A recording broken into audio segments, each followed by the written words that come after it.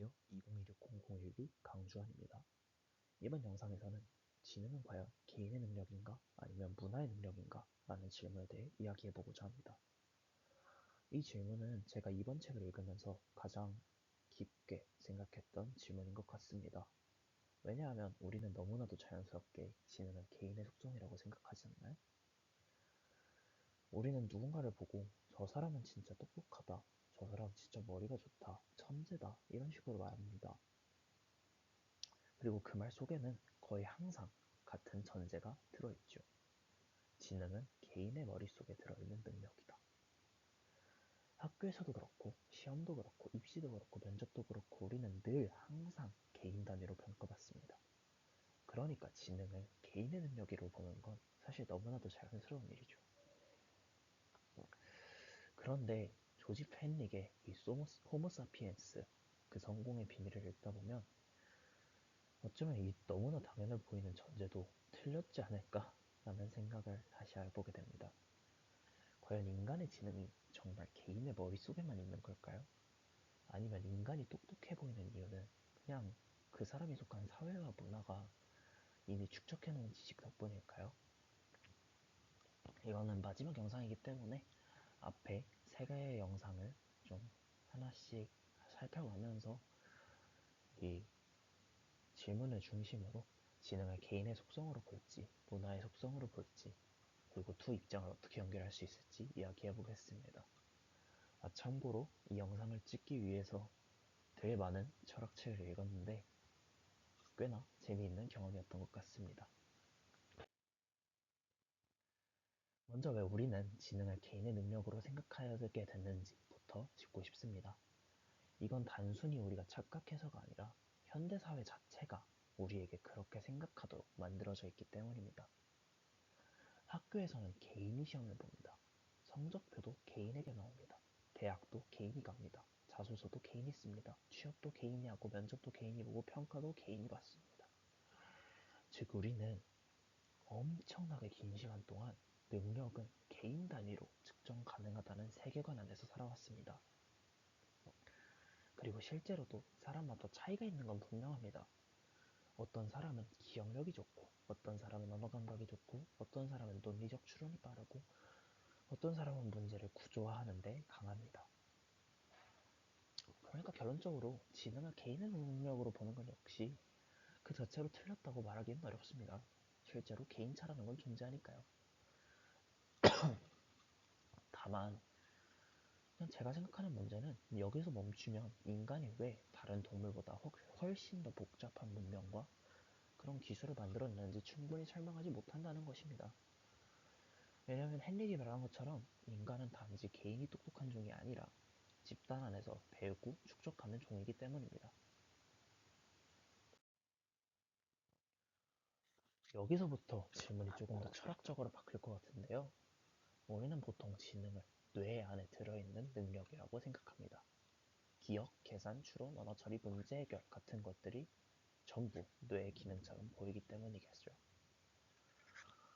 물론 어느 정도는 맞습니다. 뇌가 없으면 사고도 못할 거잖아요. 하지만 사고가 뇌에서 일어난다는 말과 지능이 전적으로 개인 내부에 있다라는 말은 완전히 같은 말이 아닙니다. 왜냐하면 인간의 사고는 늘 외부의 언어, 기호 같은 그런 타인의 지식에 기대어 이루어지기 때문이죠. 뭐 앞선 영상에서도 나왔던 것 같지만 수학을 한번 생각해 봅시다. 수학적 재능이 개인마다 다를 수는 있습니다. 그런데 숫자 체계, 기호, 공리, 증명 방식 이런 것들 없이 우리가 아는 수학을 할 수 있을까요? 저는 이런 교육 없이는 사실상 불가능하다라고 결론을 낼 수 있을 것 같습니다. 과학도 마찬가지죠.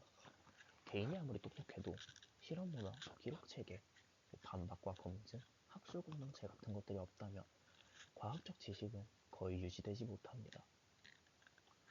즉 개인의 사고는 개인 내부에서만 자라는 것이 아니라 문화가 제공하는 그런 도구와 틀 위에서 자란다라고 볼 수 있겠습니다. 여기서 떠오르는 대표적인 인물이 바로 래프 비고츠키입니다. 고등학교 3학년 시절 저는 졸업 논문에 인간의 사고작용과 교육학 쪽으로 했는데요. 거기서 이제 비고츠키에 대해 굉장히 많은 공부를 했습니다. 비고츠키는 인간의 고등정신 기능이 처음부터 완전히 개인 내부에서 독립적으로 생기는 것이 아니라 먼저 사회적 상호작용 쪽에서 형성되고 그 이후에 개인 내부로 내면화된다고 보았습니다. 쉽게 말해서 우리는 혼자 생각하는 법을 처음부터 타고나는 것이 아니라 다른 사람과 상호작용하는 과정 속에서 생각하는 방식을 배운다는 것입니다. 예를 들어 아이는 처음에는 어른의 도움을 받거나 모방을 하면서 문제를 해결합니다. 말로 설명을 듣고 지시를 받고 함께 행동하고 그들을 따라하면서 점차 그 외부의 대화 구조를 자기 안으로 가져오면서 나중에는 혼자서도 생각하고 계획할 수 있게 됩니다. 이 관점은 헨릭의 주장과 상당히 잘 맞는데요. 왜냐하면 둘 다 인간 지능을 완전히 개인 내부의 것으로 보지 않기 때문입니다. 즉, 내가 지금 혼자 조용히 생각하고 있는 것처럼 보여도 그 사고의 형식 자체는 사실 이미 사회 속에서 배운 것일 수 있습니다.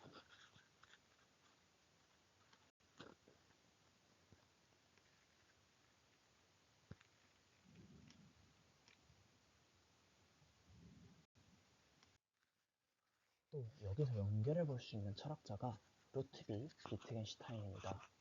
비트겐슈타인 같은 경우에는 모두가기 인형으로 되게 유명한데요. 비트겐슈타인은 언어의 의미가 개인의 머릿속에서 사적으로 결정되는 것이 아니라 공동체 안에서 사용되는 방식, 즉 언어 게임 속에서 생긴다고 봤습니다. 이게 왜 중요하냐면 인간의 사고는 대체로 언어와 깊이 연결되어 있기 때문입니다.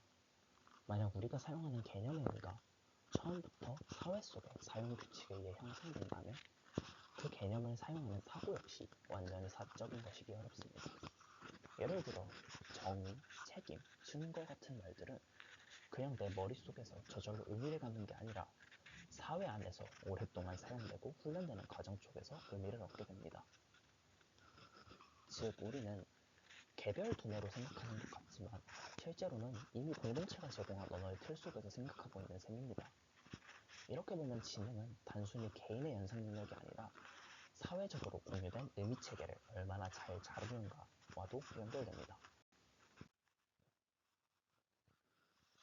그렇다고 해서 그럼 지능은 전부 문화일 것이고 개인은 중요하지 않다. 이렇게 말하면 또 너무 극단적입니다. 왜냐하면 분명히 개인차라는 것은 존재하기 때문입니다. 같은 학교, 같은 교과서, 같은 언어, 같은 사회 안에서도 어떤 사람들은 더 깊이 이해하고 더 날카로운 질문을 던지고 더 좋은 연결을 만들어냅니다. 그러니까 개인이 중요하지 않다고 말할 수는 없습니다. 오히려 여기서 중요한 것은 개인과 문화를 서로 대립시키지 않는 것입니다.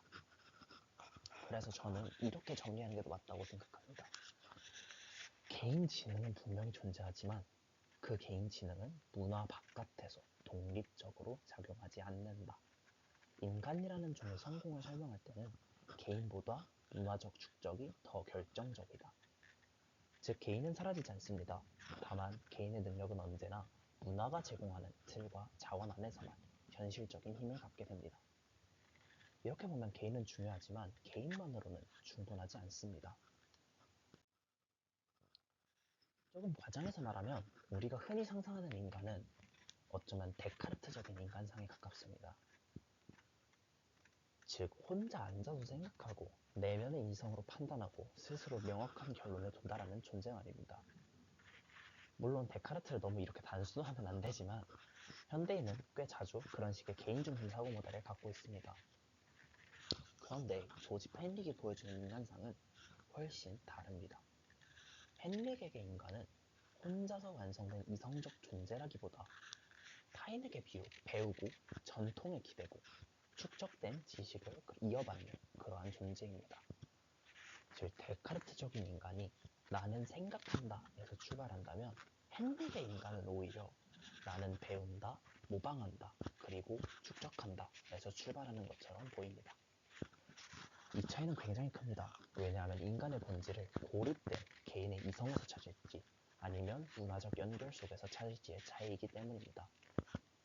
그리고 여기서 헨릭의 책은 분명 후자에 더 가깝습니다. 그래서 저는 이 질문에 대해 이렇게 답하고 싶습니다.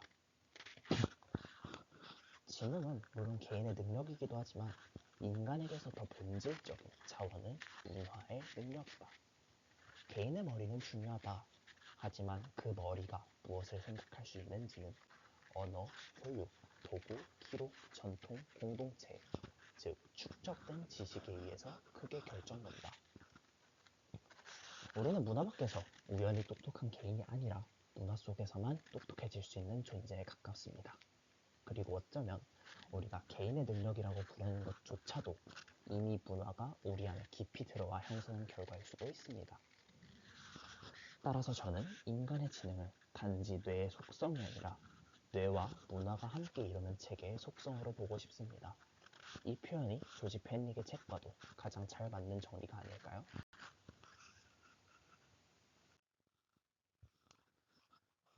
이번 책을 읽고 영상을 준비하면서 저는 제가 인간을 바라보는 시선이 많이 바뀌었다고 느꼈습니다. 저는 데카르트적인 인간을 추구를 했고요. 인간이 위대한 이유가 개인의 창의성과 그런 이성 때문이라고 막연히 생각을 했다면 이 호모사피엔스 성공의 비밀을 읽고 나서는 서로 배우고 축적하고 다음 세대에 넘겨주는 능력이 있다는 생각이 훨씬 더 강해졌습니다. 어쩌면 인간은 가장 똑똑한 개체라서 성공한 것이 아니라 가장 잘 연결되고 가장 잘 전승하는 중이었기 때문에 성공한 것인지도 모르겠습니다. 그렇다면 지능은 결론적으로 개인의 소유물이라기보다 문화와 사회 속에서 분산되고 증폭되는 힘에 더 가까운 것일지도 모르겠습니다. 이 영상을 준비하면서 한 가지 명확한 목표가 생겼습니다. 저는 천체화학을 하고 싶은데요. 제가 천체화학을 연구하면서 겪었던 경험을 글로써, 기록으로서 남겨보고 싶다는 그런 꿈이 생겼습니다. 이 정도면 이 호모사피엔스 성공을 위한 비밀에 대해 어느 정도 결론이 나지 않았을까요? 네, 감사합니다.